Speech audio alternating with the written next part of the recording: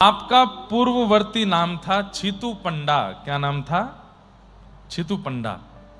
और वैसे ये चतुर्वेदी थे तो इनका नाम छीतु चतुर्वेदी था, परंतु बड़े दबंग थे। मथुरा के चतुर्वेदी ब्रजवासी थे। दूर दूर तक भक्ति का कोई अंश नहीं था चित्त के अंदर, दबंगई में रहते थे। और पंडा जानते हैं, नगर पंडा होते हैं, धाम पंडा होते हैं। जैसे ही यात्री आते हैं तो उनको ले जाते हैं, पूजन करो, यहाँ पे पुष्प चढ़ाओ, यहाँ पे दक्षिणा रखो, यहाँ पे रखो, अब हमको कुछ दो।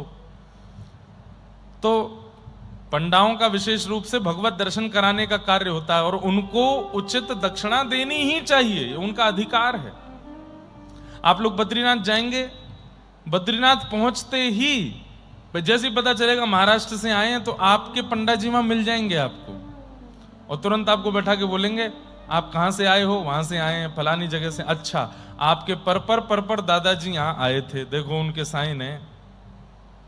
आपकी पूरी बही खाता बता देंगे, आपके पिताजी तब आए थे, दादाजी तब आए थे। और फिर आपको जाकर के भी उसमें साइन करना चाहिए, ताकि आपके वंश के आगे के लोग जाएं तो वो भी देखें कि हमारे पूर्वज कौन से काल में आए थे यहाँ पे।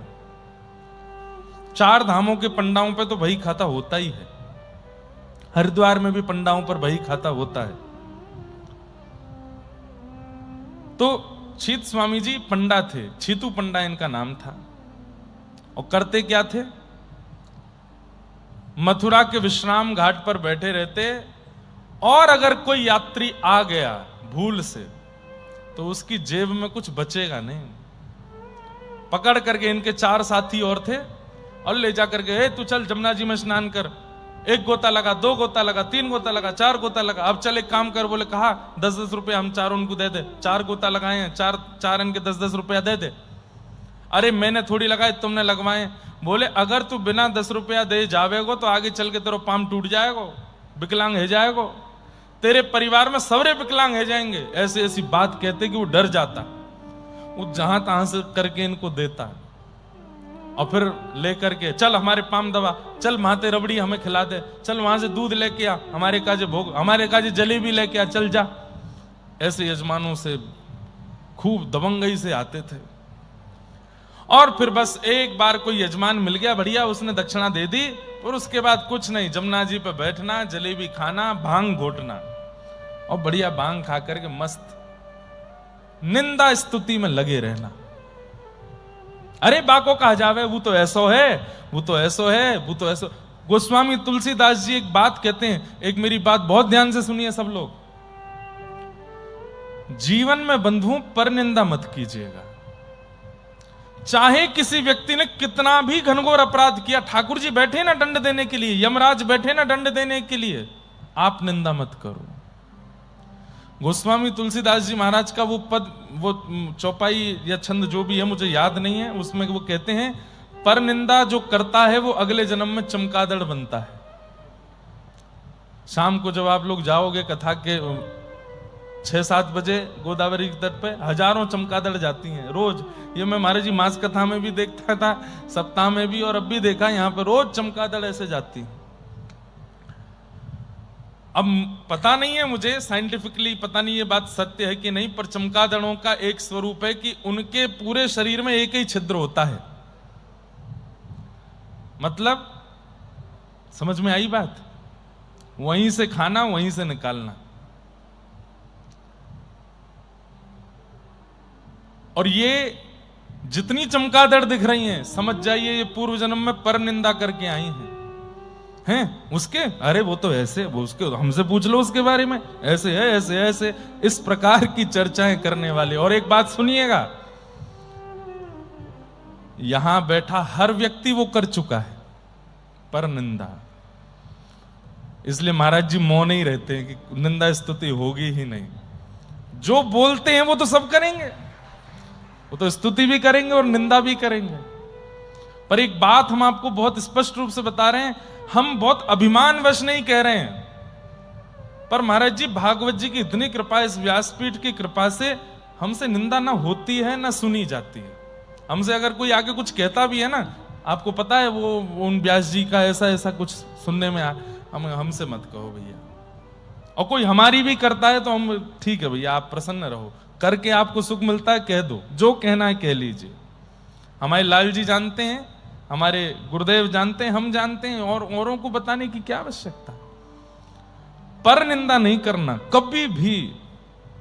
अगर आप भजन करते हैं, साधना करते हैं, यज्ञ करते हैं, अनुष्ठान करते हैं, जप करते हैं, भगवत दर्शन करते हैं, वृंदावन धाम जाते हैं, गोदावरी त्रिकाल स्नान करते हैं और पर निंदा करते हैं, तो आपका सब व्यर्थ है। निंदा मत करो किसी की। किसी ने कुछ अनुचित किया भी है, ठाकुर जी बैठे ना उसको देखने के लिए, आप क्यों अपनी मन बुद्धि को विकार युक्त करो उसकी निंदा करके। छीत स्वामी जी का ये सबसे प्रिय गुण था, पर निंदा। हाँ, कहा चल रहा भैया आजकल मथुरा में, हाँ वाह पंडा की बड़ी कमाई चले, अरे हम दारी के हम बताएंगे, ऐसे कैसे करे, यूं कैसे करे, ऐसे करते थे। और निंदा करने वालों का एक स्वरूप और होता है, जिसकी ख्याति बढ़ रही होती है उसके बारे में ये कभी अच्छा बोल ही नहीं सकते। जिनका निंदा का गुण होता है वो ख्याति वालों को ही पकड़ते हैं। महाराज जी, जब तक व्यक्ति की ख्याति नहीं है वो चाहे दुनिया के कोई काम कर ले, कोई नहीं पूछता उसको। जैसे ही उसको चार लोग जानने लगते हैं तो उसकी सामान्य स्थिति पर भी प्रश्न उठा दिया जाता है।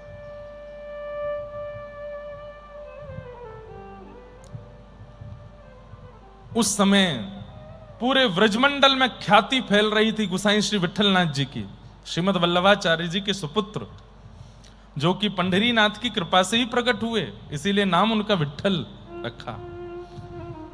ये अष्ट सखा जो हैं, इनमें 4 श्रीमद वल्लभाचार्य जी के शिष्य हैं और 4 गोसाई श्री विठलनाथ जी के शिष्य हैं। तो गोसाई श्री विठलनाथ जी का ऐसी ख्याति हो रही थी पूरे मथुरा में कि महाराज जो जाता है, जब प्रणाम करके लौटता है तो नेत्रों में आंसू भर के लाता है और सब लुटा करके आ जाता है गोसाई श्री विठलनाथ जी पर। यह ख्याति चलते चलते चलते आज छीतू पंडा बैठे थे विश्राम घाट पर और अपने सखाओं से बोले, हाँ भाई क्या चल रहा है आजकल। बोले एक नाम सुनवे में आवे बार बार। बोले कौन को? बोले कछु बिट्ठल बिट्ठल करके नाम है, गोसाई विठलनाथ। तो दूसरा बोला, अरे हम्बे वाह को बड़ो नाम चल रहा आजकल, अरे इन बाबान की बड़ी मौज है, सबरे बैठ जामे अपने खोल के दुकानन ने, इतने लोग इनके चरणन में रुपया चढ़ा दें, इतने लोग इनके यहां जाकर के खूब माल दे के आमे और सबन के आगे तो साधक बने डोले, भीतर कमरा में जाके खूब चकाचक माल छाने। एक बोलो, मोए तो ऐसा सुनने में आयो हो कि उन पे कछु टोनो फोनो करो आवे। टोनो जाने? टोना मतलब जादू। मैंने तो ऐसी सुनी है कि उन पे कछु टोना फोना करवो आवे, जो उनके पास जावे वहां पे ऐसो कोई मंत्र फूक दे में कि वो उन्हीं को है जाए। भैया बातें तो दूर ही रहनो हमें। इतने में छीतू पंडा बोले, अरे ऐसो कौन सा टोना है ने हम तो देख के आमे, हम भी तो ने एक अनुभव करके आमे कि टोना सबन पे चले, हम पे चलेगो कि नहीं चलेगो। सबरे प्रश्न, अरे हम ठीक है लाला तेने बढ़िया बात कही छीतू पंडा, वहीं चल रहे हैं। या गोसाई विठलनाथ, और हमने यूं और सुनी है कि खूब चकाचक मेवा और दे, तो कहिए वो खूब निंदा करके। और निंदा करने वालों का एक स्वभाव और होता है, वो जिसकी निंदा करते हैं उसके सामने जाएंगे और उसके सामने जाते तो हैं उसको देखने के लिए, लेकिन वहां भी कुछ अपमान कर सकें ऐसी भावना रख के जाते हैं। और छीतू पंडा ने भी वही किया। बोले इतना बड़ो महाराज है, कछु तो देख के आमे। बोले काम कर, बोले कहा सड़ो गरो बिल्कुल पुरानो सो नारियल लेके आ, जामे अंदर कछु ना हो, बिल्कुल बेकार है गए हो। यमुना जी में नारियल चढ़ते थे, उन नारियलों में जो सबसे ज्यादा सड़ा हुआ नारियल था वो नारियल उठाया और एक खोटा सिक्का जिसको दुनिया में कोई कहीं नहीं चला सकता, ये दक्षिणा लेकर के गए। और छीतू पंडा बोला, हाँ अब आएगा आनंद, दुनिया तो लाखों चढ़ाती होगी चरणन में, ये चढ़ाएंगे हम। बंधुओं ये स्वभाव अच्छा नहीं है। छीतू जी तो बच गए, हम नहीं बच पाएंगे। इसलिए स्वभाव व्यवहार से बचिए। और विशेष रूप से आध्यात्म जगत में क्या होता है कि महाराज जी हैं, गुरु जी हैं, व्यास जी हैं, संत हैं, वो तो सबसे बात करते नहीं। कई बार परिकर के लोग, कई बार उनके संग रहने वाले लोग, कई बार उनके समीप जाने वाले लोग, कई बार उनके शिष्य ही दुनिया के सामने ऐसे प्रवर्तक बन जाते हैं, इनके बारे में तो हमसे पूछ लो, हम सब जानते हैं, ये ऐसे हैं वैसे हैं, ऐसी ऐसी बातें। अच्छा नहीं, उन्हें पता भी नहीं होता है और उनके बारे में सब बोल रहे होते हैं। छीत स्वामी पहुंचे गोकुल, हंसी मजाक टहली करते हुए जितने लोग वहां दर्शन करने गए उनका भी मजाक उड़ा रहे हैं। और जैसे ही पहुंचे हैं, आपने जाकर के, वहां लोग काफी बैठे थे, अरे हम ब्रजवासी हैं, मथुरा ते आए हैं, चतुर्वेदी हैं, चौबे हैं, कह दो बाबा ते मिले को हम ते। ब्रजवासियों का ये स्वभाव होता है आज भी, वो ब्रजवासी हैं इसलिए उनको पहले मिलो। वो कुछ भी कह सकते हैं, कुछ भी कर सकते हैं, पर मैं ब्रजवासियों से भी निवेदन करता हूं इस बात का कि ब्रजवासियों का स्वभाव चंट चतुर नहीं है, ब्रजवासियों का स्वभाव भोलापन है। आजकल थोड़े चतुर होते जा रहे हैं ब्रजवासी भी, नहीं, सरल स्वभाव है, सीधे होते हैं ब्रजवासी, चतुर नहीं। पहुंच गए, मिलो, बोलो गुसाई विठलनाथ हमते मिले को पहले। किसी ने भीतर जाके कहा मथुरा के चतुर्वेदी आए हैं। गुसाई से विठलनाथ जी बोले भेजो भीतर। अब ध्यान से सुनिएगा, कितनी घोर निंदा करते आए हैं रास्ते पर, कितना मजाक उड़ाते आए हैं, कितने मन में दुर्भाव लेकर के आए हैं छीत स्वामी जी। लेकिन जैसे ही प्रवेश किया और गुसाई श्री विठलनाथ जी ने केवल नेत्र भर के उठा करके एक बार छीत स्वामी जी को देखा। नियम था कि एक बार में एक ही व्यक्ति भीतर जाएगा, तो बाकी के इनके 4 सखा बाहर रोक दिए, बोले वो मिले आए फिर आप जाना। लड़ाई तो खूब करी, नहीं हम संग जाएंगे, लेकिन छीत स्वामी जी भीतर चले गए, बाकियों को बाहर रोका। आपने भीतर जाकर के जैसे ही गुसाई श्री विठलनाथ जी को देखा, हाथ में नारियल है सड़ा और फूटी एक सिक्का है, और बस लिए खड़े हैं, और देखते देखते देखते ही देखते नेत्र सजल हो गए। ये क्या हो रहा है ये छीत स्वामी जी को भी नहीं पता, छीतू पंडा को भी नहीं पता कि हो क्या रहा है। और गुसाई श्री विठलनाथ जी मंद मुस्कुरा करके बोले, कहो छीतू पंडा कैसे हैं? अरे आपने इतना श्रम क्यों किया यहां आने का? आप तो ब्रजवासी हो, आप तो मथुरा के चतुर्वेदी हो, हमारे पूजनीय हो, हमको प्रणाम करना चाहिए आपको, आप क्यों चले आए यहां पर? इतना दैन्य देख करके, पहले तो स्वरूप देख करके शांत हो गए। मैं हमेशा कहा करता हूं, प्रवचन बहुत दूर की बात है, स्वभाव बहुत दूर की बात है, प्रभाव बहुत दूर की बात है, उनका वक्तव्य बहुत दूर की बात है। प्रथम परिवर्तन तो उनको देख करके हो जाए, समझो वो आपके गुरु हैं। उनकी दृष्टि मात्र से हो जाए, समझो वो आपके गुरु हैं। एक बार नजर भर के देख लिया तो फिर मन में विकार उत्पन्न होने की सोच नहीं सकते हैं।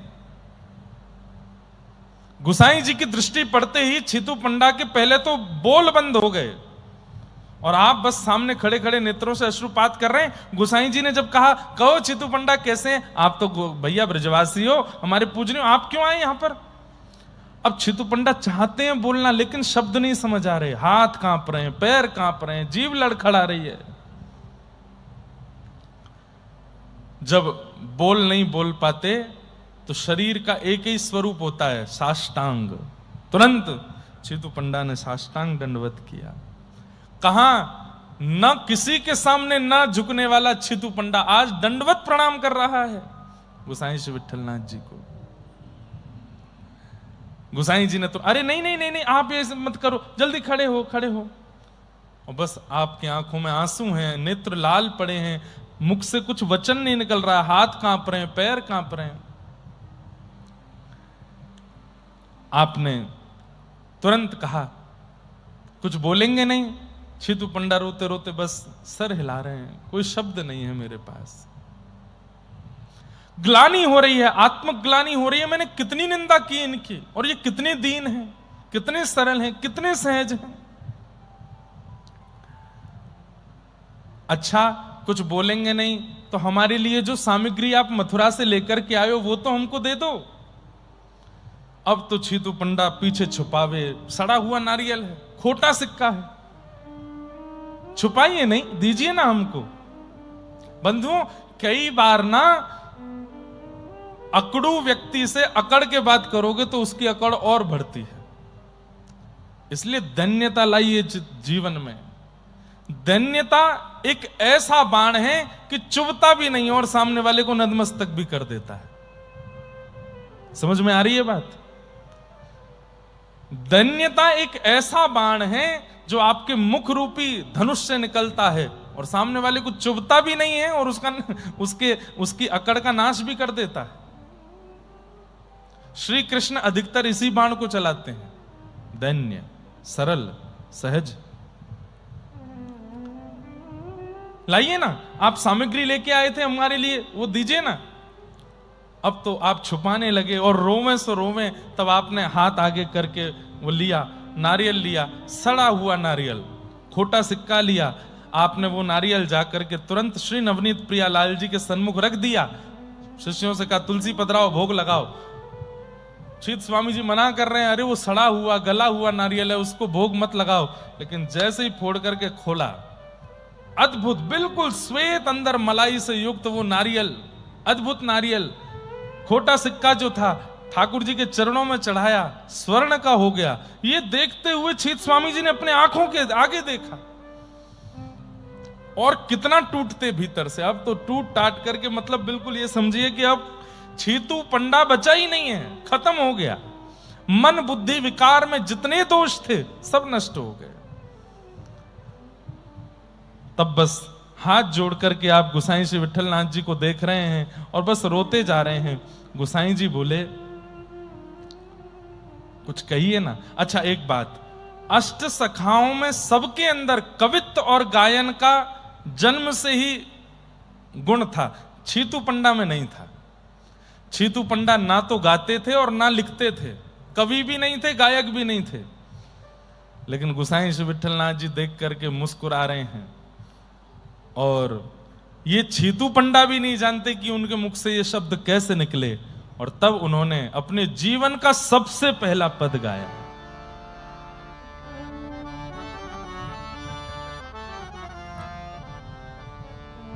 भई अब गिरधर सो पहचान, भई अब गिरधर सो,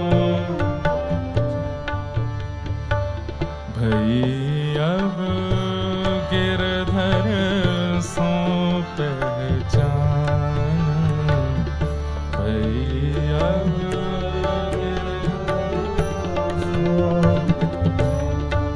अरे यहां सालों साल निकल जाते हैं, ठाकुर जी का अनुभव नहीं होता। दीक्षा ले लेते हैं, धाम जाते हैं, परिक्रमा करते हैं, दंडवत करते हैं, त्रिकाल गोदावरी यमुना गंगा स्नान करते हैं, त्रिकाल संध्या करते हैं, तब भी हमको भगवत अनुभव नहीं होता। यहां चंद मिनट निकले हैं और कहां अत्यंत विकार युक्त, अत्यंत निंदाओं से युक्त छीतू पंडा क्या गा रहे हैं?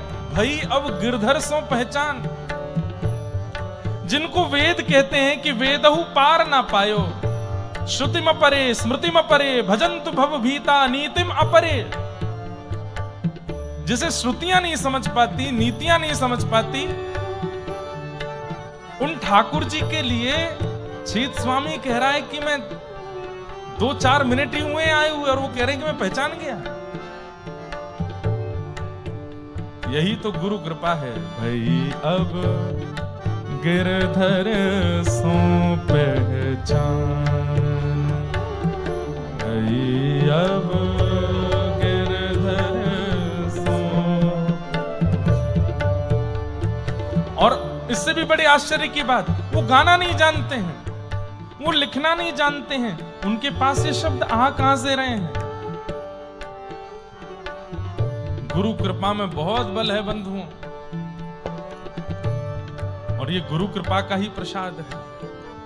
मैं केवल अष्टसखाओं की बात नहीं कर रहा हूं, आप किसी भी भक्त को उठा लीजिए, बिना गुरु के गोविंद की कृपा नहीं होती, नहीं होती, नहीं होती, यह काट्य प्रमाण है। लेकिन कितनी जल्दी गुरु कृपा होती है, ये अनुभव चीतू पंडा के विषय में करो। कुछ मिनट ही हुए हैं और अब गा रहे हैं, भई अब गिरधर सो पहचान। गाइए।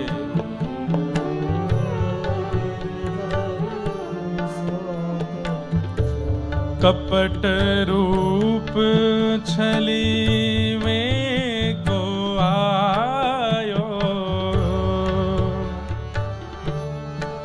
छल में को, सुन के गाओ। कपट रूप छल में को आयो, मैं कपट रूप धर के आया था, छलने के लिए आया था इनको। पुरुषोत्तम नहीं जान,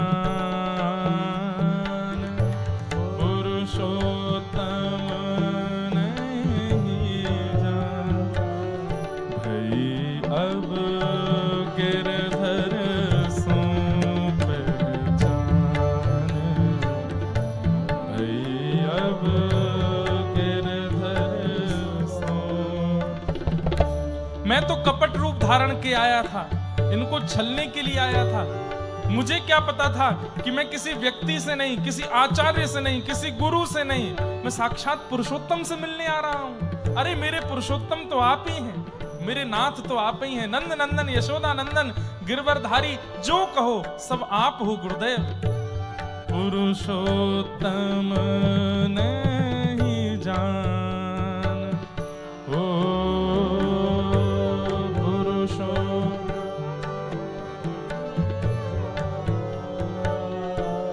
भई अब गिरधर सो पहचान, भई अब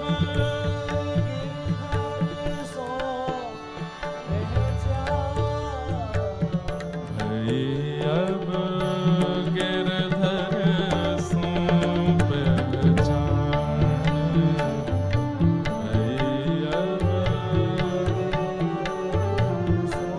मैं कैसा था पहले। चीत स्वामी कह रहे हैं, छोटो बड़ो कछु नहीं जानत, छोटो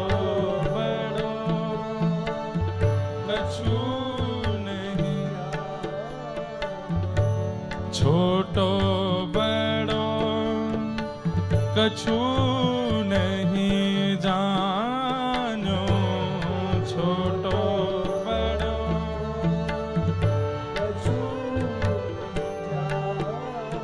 क्योंकि छाए रयो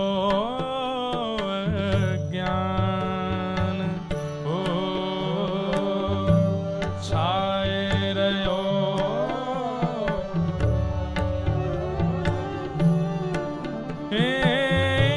चीत स्वामी देखत अपनायो,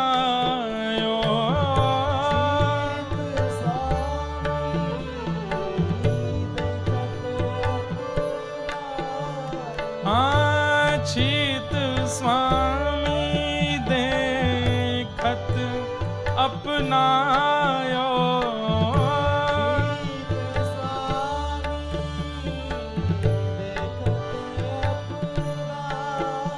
श्री विठ्ठल कृपा निधान,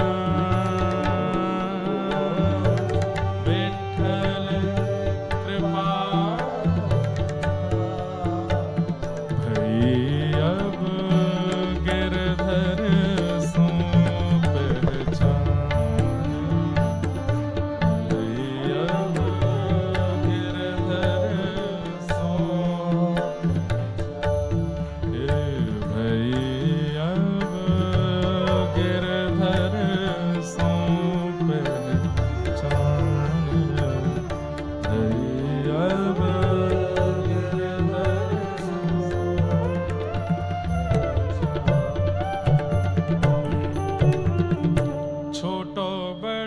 कछु नहीं जान्यो, छोटो बड़ो कछु नहीं जान, छाए रहो अज्ञान, छाए रहो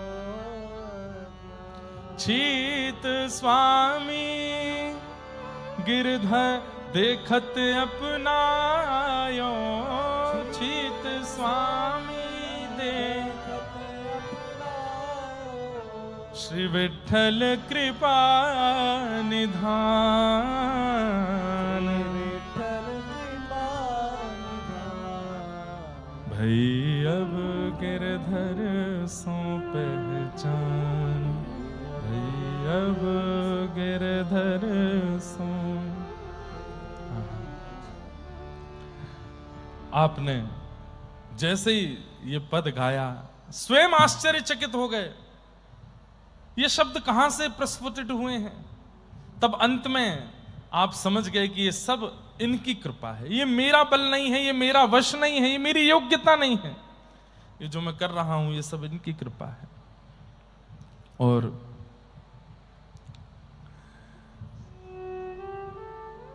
आपके द्वारा दिए गए जो सड़ा हुआ नारियल और खोटा सिक्का था, ठाकुर जी के सन्मुख चढ़ा चढ़ा पवित्र हो गया। आपने गुसाई श्री विठ्ठलनाथ जी से कहा, मैं तो बड़ा आधम हूं, मैं तो ऐसी वस्तु लाया था, ये नाथ ऐसी कैसी हो गई। तब गुसाई जी ने आपको प्रथम उपदेश दिया। कितना सुंदर बात कह रहे हैं गुसाई जी। बोले, छीत स्वामी, हर व्यक्ति खोटा है और हर व्यक्ति सड़ा है। कब तक? जब तक वो ठाकुर जी के चरण में नहीं पहुंचा है। कोई भी वस्तु, कोई भी व्यंजन ठाकुर जी के योग्य नहीं है। जब वो गुरु के सन्मुख जाता है तब गुरु उसको योग्य बना के ठाकुर जी के चरणों में पहुंचाते हैं। तुम अगर सोच रहे हो कि ये वस्तु योग्य नहीं थी, तो संसार में ठाकुर जी की योग्य वस्तु है कौन सी? कोई भी नहीं।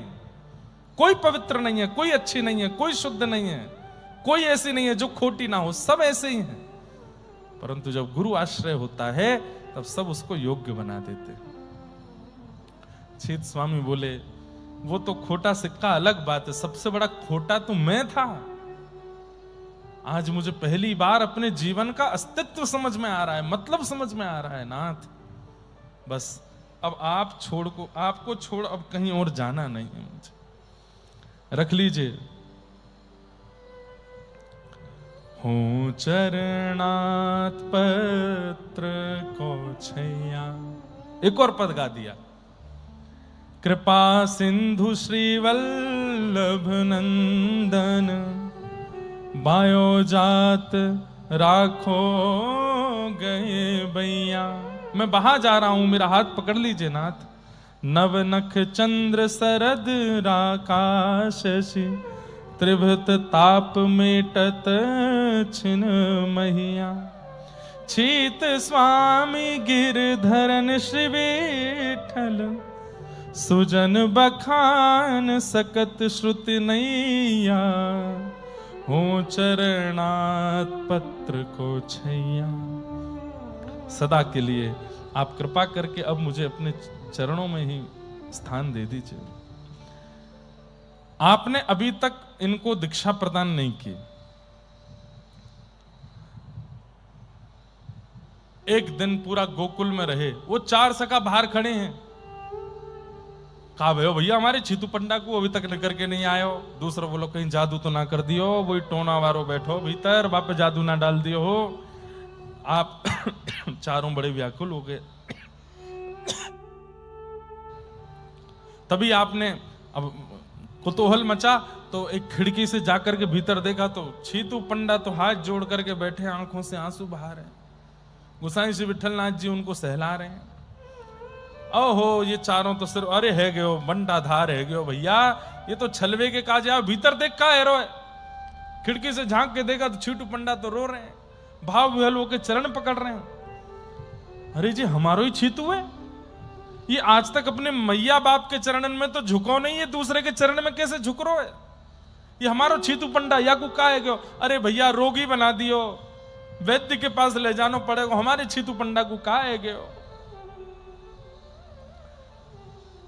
संध्या का समय हो गया, छीतू पंडा जब बाहर आए, मैंने कहा ना कि व्यक्ति जब वैष्णव बनता है ना, उसकी रूप स्वरूप अलग हो जाता है।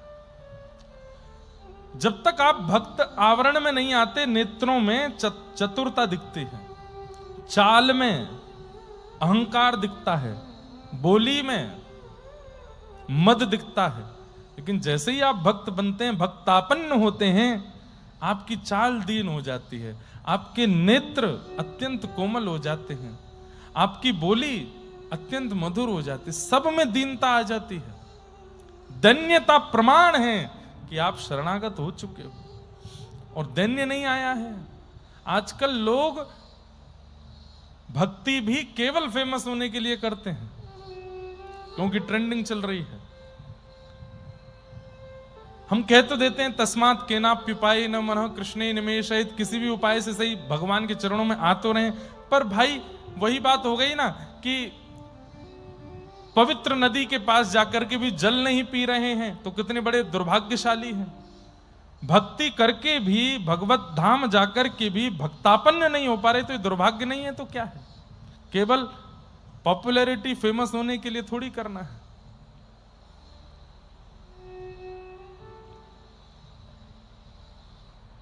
हमारे भी महाराज जी कई लोग दीक्षा ग्रहण करते हैं, और वो दीक्षा लेने के बाद में हमसे बिना पूछे ही वो दुनिया भर को ज्ञान दे देते हैं।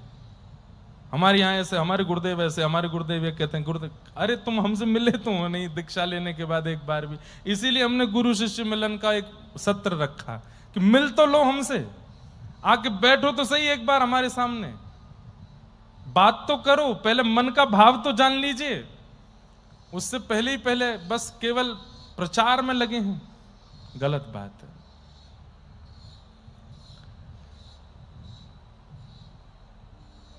जैसे ही आप संध्या के समय बाहर आए, चारों सखाओं ने घेर लिया। छीतू, अरे लाला तो का है गयो, ये आंखन में आंसू कैसे भर रहे? अरे तेरी अकड़ कहां चली गई रे? भांग घोटवे को समय गयो, चल जमुना जी चल रहे हैं, घोटेंगे भांग। और तू कहा या चक्कर में पड़ गो, तू तो या कुछ छलवे आयो, तू तो या कुछ करवे आयो, तेरा हाल का है गयो। छीतू पंडा हाथ जोड़ कर खड़े हो गए, बोले भैया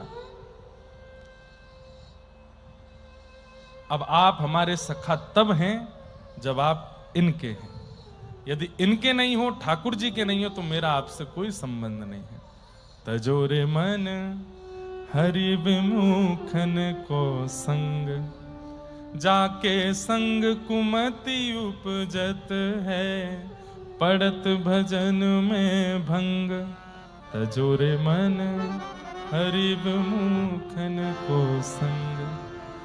और छीतू पंडा जी ने तुरंत किया, अपने सखाओं से कह दिया, भाई मुझसे मित्रता रखनी है, मेरी मित्रता में रहना चाहते हो तो नवनीत प्रिया जी के शरणागत हो जाओ, गोसाई श्री विठलनाथ जी से दीक्षा ले लो, तो तुम मेरे सखाओ, नहीं तो मेरा तुमसे कोई संबंध नहीं। लेकिन आपका प्रताप इतना था कि आपके सखा बोले कि भाई हम तेरे बिना रह ना पाएंगे, तू कहेगा तो हम कर लेंगे। और आपके सखाओं ने भी शरणागति ले ली। गोसाई श्री विठल पूरे परिवार को, खानदान को जो मिलता उसको श्री छीत स्वामी जी कहते, मुझसे संबंध रखना है, चाहते हो कि तुम्हारी बेटी के ब्याह में आऊं, चाहते हो कि तुम्हारा ये करूं, तुम तो पहले जाओ गिरिराज जी दर्शन करके आओ, वृंदावन के प्रति समर्पित होके आओ, व्रज रज लगाना प्रारंभ करो, तिलक धारण करना शुरू करो, घर में नियमित रूप से ठाकुर जी की सेवा प्रसादी सिद्ध करो, तो मेरे तुम हो, नहीं तो मेरा तुमसे कोई संबंध नहीं। हम लोग नहीं बन पाते ऐसे, स्पष्ट कह दिया। आपके सखाओं ने भी शरणागति ले ली, लेकिन छीत स्वामी जी को अभी तक शरणागति नहीं दी है। अभी दिशा दे दी है, दीक्षा देनी बाकी है। रात्रि में गोसाई श्री विठलनाथ जी ने, मतलब अभी और चाह रहे हैं कि और ज्यादा डूब जाए छीत स्वामी। तब कहा, अभी तुमने नवनीत प्रियालाल जी के दर्शन किए हैं जो लड्डू गोपाल हैं, अब जाओ। बोले कहां? सुबह गोवर्धन जाना और वहां श्रीनाथ जी के दर्शन करना। बंधुओं, सौभाग्य है, वृंदावन के सबसे पहले ठाकुर हैं श्रीनाथ जी। राधा वल्लभ लाल, राधा रमण लाल, श्री गोविंद देव जी, सारे ठाकुर प्रकट हुए, लेकिन सबसे पहले वृंदावन में यदि व्रज भूमि में प्रकट होने वाले ठाकुर हैं तो वो श्रीनाथ जी हैं। अच्छा, एक बात और स्पष्ट कर दूं, जो सप्तनिधि हैं उनमें श्री राधा गोविंद देव, राधा मदन मोहन और श्री राधा गोपीनाथ, ये तीन वैसे तो वज्रनाभ भगवान के परपौत्र ने आकर के स्थापित किए थे वृंदावन में, लेकिन फिर ये भूमिगत हो गए, भूमि में विराजमान हो गए। कालांतर में पुनः प्रकट हुए सनातन गोस्वामी के यहां, रूप गोस्वामी के यहां, मधु पंडित जी के यहां, लेकिन वृंदावन में प्रकट रूप में यदि ठाकुर जी प्रथम स्वरूप यदि विराजमान था तो गिरिराज पर्वत पर श्रीनाथ स्वरूप, ये झांकी ठाकुर जी की सबसे पहली झांकी है। और ये सबसे पहले ऐसे ठाकुर हैं ब्रजमंडल के जिन्होंने खूब लीलाएं करी कलिकाल में, ऐसी ऐसी लीलाएं करी जो द्वापर में भी नहीं करी, वो कलिकाल में की श्रीनाथ जी ने। अजब कुमारी नाम की एक राजकुमारी आई थी, उसने आकर के ठाकुर जी से कहा कि नाथ, मेरे पिता मुझे बार बार गोवर्धन नहीं भेजते और मैं आपके बिना रह नहीं सकती, कृपा करके आप मेरे साथ राजस्थान चलो। अब ठाकुर जी कहां छोड़ के जाने वाले, ब्रज छोड़ के थोड़ी जाते हैं ठाकुर जी। तो अजब कुमारी को 4-5 दिन की अनुमति मिली थी मंदिर जाने की, पिता की तरफ से सैनिकों को भेजा था कि 5 दिन बाद ले आना इसको वापस। तो अजब कुमारी ने कहा क्या करूं, तो गुसाई जी से पूछा, तब तत्कालीन जो वहां के सेवक थे ठाकुर जी के, उनसे पूछा मैं क्या सेवा कर सकती हूँ मंदिर में। तो उन्होंने कहा मंदिर में तो सब सेवक हैं, हमको आवश्यकता नहीं, तुमको तुम्हारी बहुत ही इच्छा है तो दर्शनार्थियों के बीच में तुम अपना पासा लगा करके ठाकुर जी के संग पासा खेला करो। बंधुओं, एक मन की बात बोल रहा हूं, कहीं ऐसे वो नहीं है कि करना ही है आपको, लेकिन कभी कभी ठाकुर जी के सामने इंडोर गेम्स खेला करो। जैसे शतरंज ठाकुर जी को बहुत अच्छी लगती है, खोल लो ठाकुर जी के आगे। काली वाली ठाकुर जी की है, सफेद वाली हमारी है। एक चाल अपनी चलो और फिर एक चाल ठाकुर जी की चलो, एक चाल अपनी चलो, एक चाल। धीरे धीरे क्या होगा, जब ठाकुर जी की आप चाल चलोगे तो आपकी बुद्धि में वही चाल आवेगी जो ठाकुर जी चलना चाह रहे हैं, और एक दिन देखना चेकमेट कर देंगे ठाकुर जी, आपको हार जाओगे। आता हो खेलना तो महाराज जी तो चेकमेट करने के बाद में पुरुषण पे बैठा देते हैं, 16 महीना के लिए बैठ जाओ। हमारे एक पंडित जी हारे बैठे हैं महाराज जी से, और एक नहीं 2 बार हारे थे महाराज जी, कम से कम 2 पुरुषण तो इनके होंगे। हैं क्या कह रहे हैं, गेम नहीं हुआ अभी, एक शर्त पे होगा, महाराज जी इशारा कर रहे हैं, आज से ही पुरुषण में बैठना पड़ेगा। पुरुषण के मारे घबरा गए। लेकिन कभी कभी ठाकुर जी से क्रीड़ा खेल खेलो, सांप सीढ़ी खेलो ठाकुर जी के साथ। एक बार अपनी चाल चलो, अपनी गोटी चल दो, फिर ठाकुर जी अब आपकी चल रहे हैं, और करके अब जैसे चलोगे तो वही आएगा जो ठाकुर जी चाह रहे होंगे। देखना आपसे पहले सीढ़ी चढ़ के पार कर जाएंगे। कभी कभी हार भी सकते हैं लेकिन जीतेंगे भी।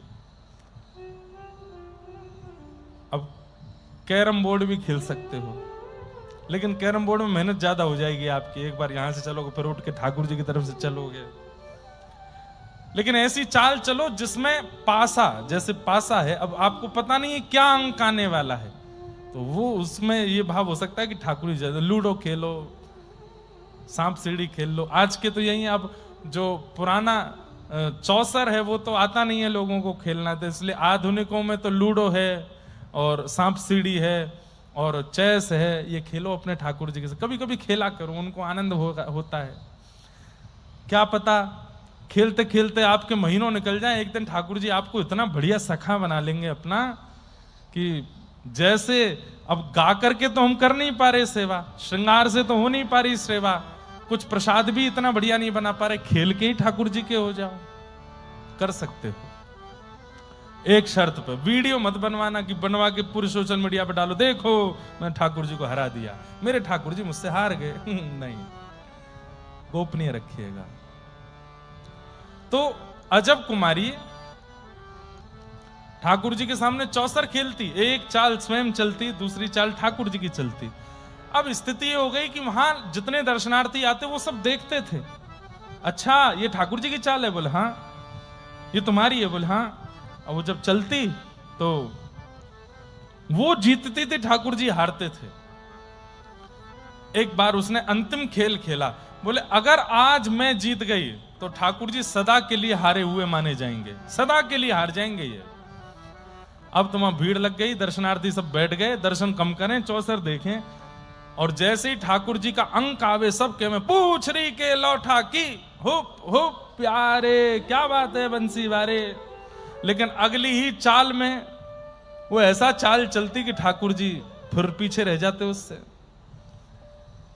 स्थिति ये होने लगी कि वो खेल खेल रही थी दर्शनार्थियों के बीच में बैठ करके, भीतर मंदिर में खड़े श्रीनाथ जी के पसीना टपकने लगे। डर गए ठाकुर जी, बोले आज हरा देगी मुझे। अंतिम चाल चलनी थी, सबकी आंखें खुली हुई हैं, कौन जीतेगा कौन जीतेगा।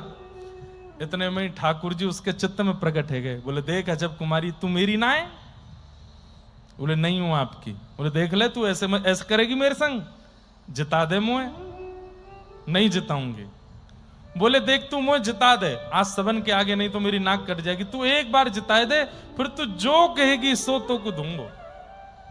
अजब कुमारी बोली वचन दो, जो मांगूंगी सो दोगे। बोले जो कहेगी सो दूंगो। बोले पहले चाल चल के आपको जिता दूं फिर मांगूंगी। बोले हाँ पहले जिता दे।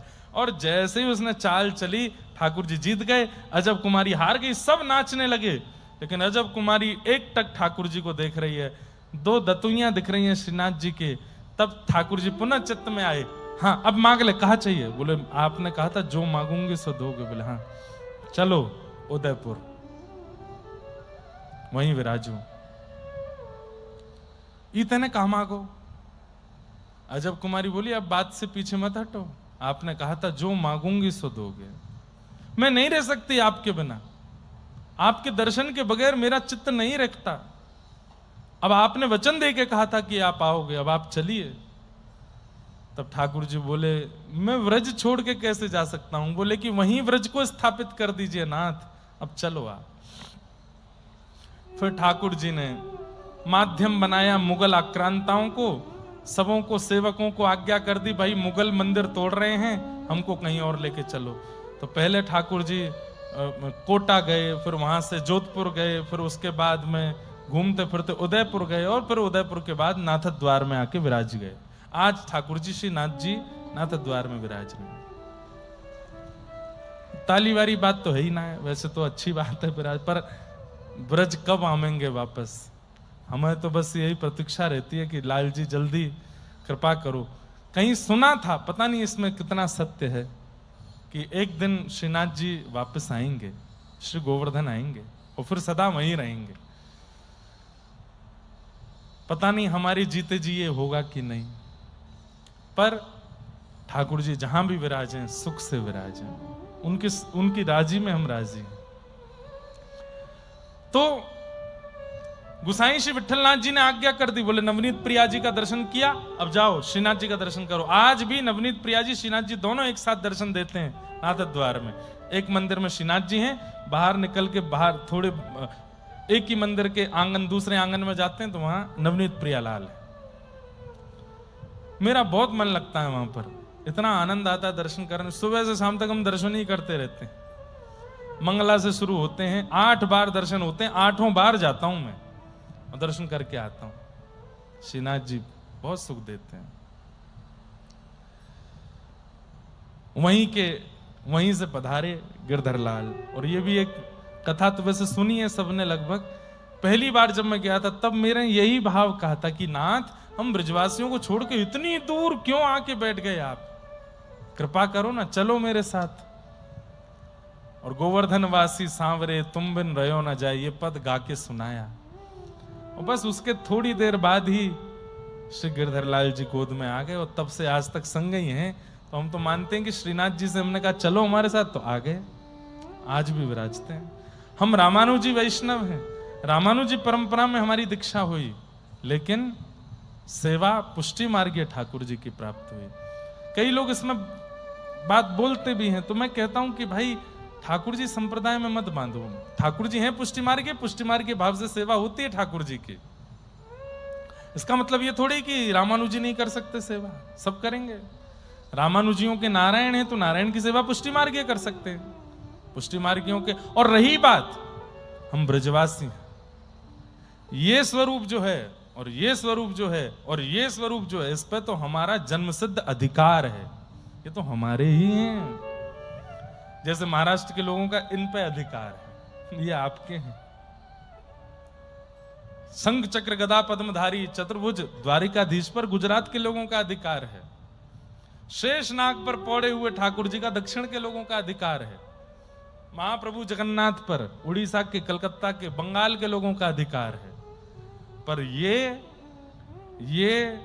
और ये तो हम ब्रजवासियों के हैं, इन पे तो हमारा जन्मसिद्ध अधिकार है। ये संप्रदायों में कैसे बट सकते हैं? संप्रदाय से ये तो हमारे हैं। भेजा आपको, जाओ दर्शन करके आओ। और श्री छीत स्वामी जी गए और जाकर के आपने श्री गिरधर लाल जी, श्रीनाथ जी का दर्शन किया।